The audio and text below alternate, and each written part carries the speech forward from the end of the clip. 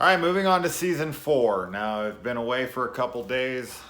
Unfortunately, all I had time for was one episode tonight. This isn't typical me, but I'll get back on track here maybe in the next day or two. Lots of big things going on. So, anyway, let's get into this. Now, even though things have been a little hectic lately in my life, it was extremely awesome to wake up to some incredible things this morning.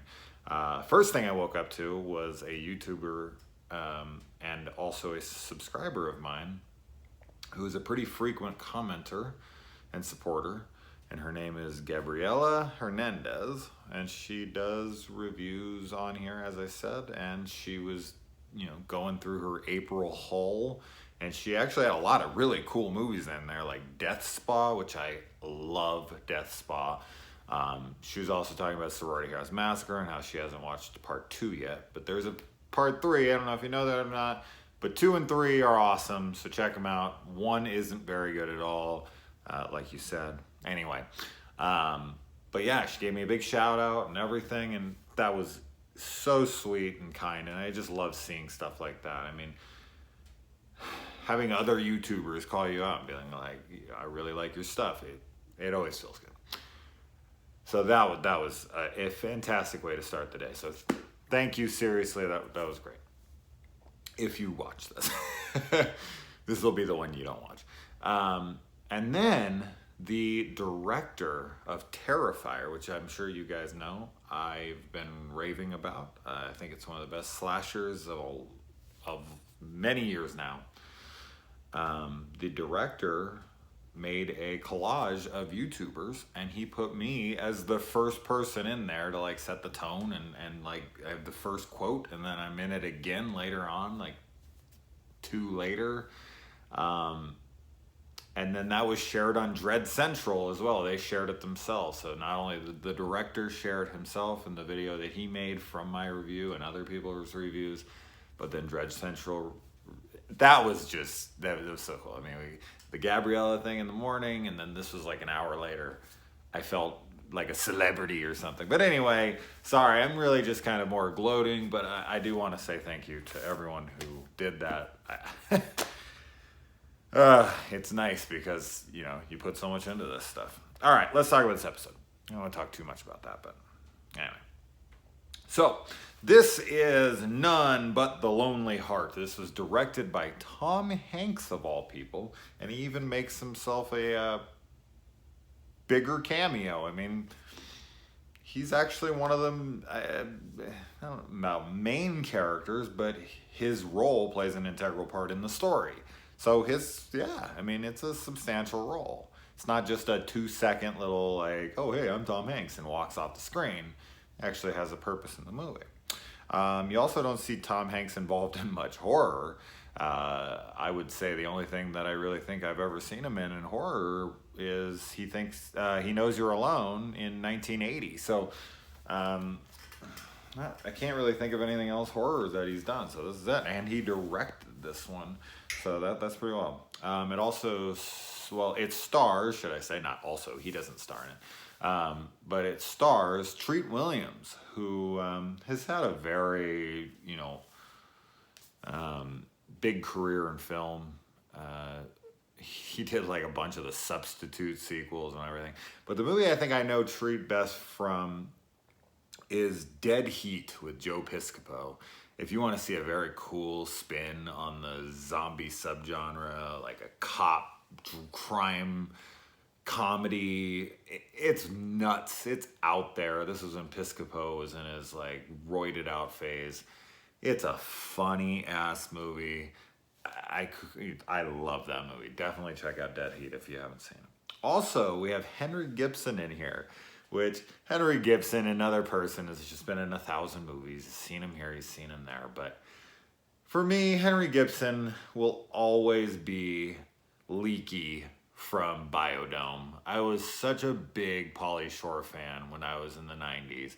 Biodome and Encino Man and Son-in-Law and, Jury Duty and In the Army Now. And I loved all that shit. I did so much. And Biodome was probably my favorite of the bunch. with son-in-law being a very close second. And yeah, just the 1/900 squirrely stub, and like, you likey leaky, and he's just all like putting a cigarette in his mouth. Oh, I love Henry Gibson. And of course, he's had other things. And we also have Sugar Ray Leonard in here as the Gravedigger. So a lot of familiar faces, and a couple others as well.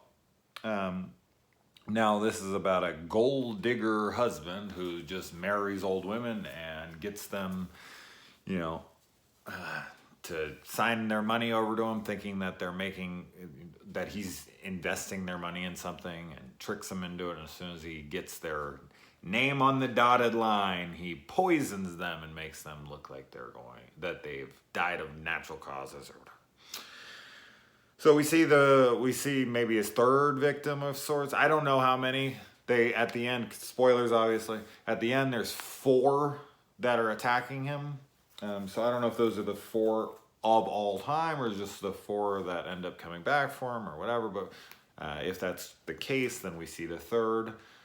And yeah, I mean, he's just so ruthless in this, and I love that. I love his performance in this, because he can go from so debonair and suave and genuinely sweet and to this cold-hearted bastard. And you can see that there is this side of him that genuinely thinks that like he's doing them a favor. And if I try to like think in his mind the way he's seeing the situation, I guess I can kind of get it. And I'm not going to get too personal with my own life here for once, but my mother was a very similar way, and she had that very similar mentality. So I kind of got to see it firsthand. And it's interesting to think about, because they really do. They think they're the hero. They think like, I'm giving this person the best days of their life before they die. Now this guy gives them like 10 days a week or something. He doesn't say it was 10 with them long. I can understand if he was with them for years and he made them so happy and they died of like a natural causes or a heart attack or whatever, and he got their money and he was only in it for the money. I would, as much as I don't condone it per se, I would say that ignorance is bliss in this situation. You can demonize me all you want. I'm not saying I support it in the slightest. I'm just saying from a purely logical standpoint, and this is, discounting any kind of afterlife. Like, let's say it is like the atheists say it is, and there's nothing after death. Then it doesn't really matter what happened when you lived. But of course, this is all about different ideologies and belief systems and whatnot. I don't believe in much. That doesn't really matter. But I guess it does support what I'm trying to say here. But just watching him, he might have that same kind of view on the afterlife or life itself, like I do, in the sense of like, you can't take it with you. Like these old women, they had a great time with him. They felt loved again. I mean, they're so old at this point that they don't feel like they're ever going to find love. And there's this, younger, good-looking dude who's all about them. And in that moment, before they end up meeting their demise, they are happy. I mean, truly. As I said, he could have given them a fuckload more time, and he didn't have to make them die so painfully. Like, they're sitting there having a heart attack. Couldn't it be like, put them to sleep and then they die? Like, I guess he had to have the right drugs so they wouldn't get found in their system. Anyway. But I was just kind of thinking of the conscience that he had to have, the moralities, all that kind of thing when I was watching this, of course. We get to see video dating in this, which, geez, man. I was never, old enough to have video dated like that. I mean, we have a different version of it now with like Tinder and whatnot. That's basically video dating of the modern age. But at one point you went down, you got a tape and you brought it home, or you played it at the place if they had, VCR setups in there, and you would play it and there would be a number on the screen and you'd write it down if you liked what they had to say, and you'd ask for their thing and you'd pay and It's crazy. I mean, that's the way people used to do it. I mean, some people, of course, not everybody. But it's just weird to see video dating. And every time I see it in a movie, it's like, oh yeah, that was a thing. It was done on VHS. And God, this is so 90s. I love how he's watching the, speaking of like 90s and pixelated ass little TVs with like 500 pixels. These little dots. Oh, Jesus Christ, those old TVs. But he like takes a magnifying glass and he looks at her necklace and it's like, all you're gonna do is see like 4 freaking pixels in that space where her necklace is supposed to be. And he's like, yeah, that's real. That's real. It's like he's acting as like a fucking 4K TV or something. And then you can see every detail of it. Fucking bullshit. So stupid. And Hanks gets killed in this, so I mean, he even brings himself in to die, and he starts getting Treat Williams starts getting all these letters in the mail, who saying another one, you gotta stop, and so he like goes and he kills everybody who's connected, and he thinks is doing this because he's heard a quote here, or you know, this person seems like the obvious person here, and he's just like axing people right and left. And I like how the poison doesn't work on her, so she like jumps on his back, and he's like on the phone with the operator, you know, the 911 person, and he's like, my wife had a, and she like jumps on his back. He's like, and he's like trying to keep with it because you know he knows they probably record those, or at least they're gonna have an account of it with a woman on the phone, and he's like, and he's all thinking quick, and he's like, she fell down the stairs, and he just throws her down the stairs. It's so fucked up. It's so evil. It is just cracking me up, as fucked up as that sounds. And then Sugar Ray Leonard has him come in, and he's just like, I need you to teach me, and they sent me. So I guess his old wives are talking to the gravedigger and telling him to come in, but you would think that if these old women came back from the dead to tell him to stop, and they were there for vengeance, that the gravedigger would take that as a, I don't want to learn his ways, it's probably not great.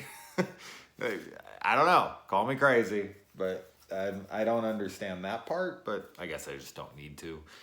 Maybe he didn't see them, maybe he just felt their presence or heard their voices. I don't know, but yeah, I would say that screaming, this is not a guy to follow in the footsteps of if he's bringing old women back from the dead for revenge. I want to be just like you. And last but not least, the effects work, especially on this one wife who comes and her like eyeball pops out and whatnot. The effects on that are great and gross, and I really liked it. And the makeup on all the other wives, and they're coming at him, very Creep Show-like, you know, something to tide you over. I always bring that up because, I don't know, there's a lot of stuff in here that's reminiscent of Creep Show. And since Creep Show predates this, I definitely think that it was influenced to an extent. But we get a lot of episodes like this where people come back from the dead, and just the way that they are and the way they speak and the way they kind of just feel very Creep Show-y. As I said, it's something to tide you over with Ted Danson and Leslie Nielsen. All right, guys. So I don't usually talk about these episodes so long, but of course I had to give Gabriella and Damien Leone from Terrifier or Dread Central all big thank you and whatnot. So. But genuinely, thank you. And I will get to some more episodes soon. And obviously, I'm going to get to Opera next on Argento. So, and Are You Afraid of the Dark when my kids come back. I don't have them for a few more days. So, but all right, guys.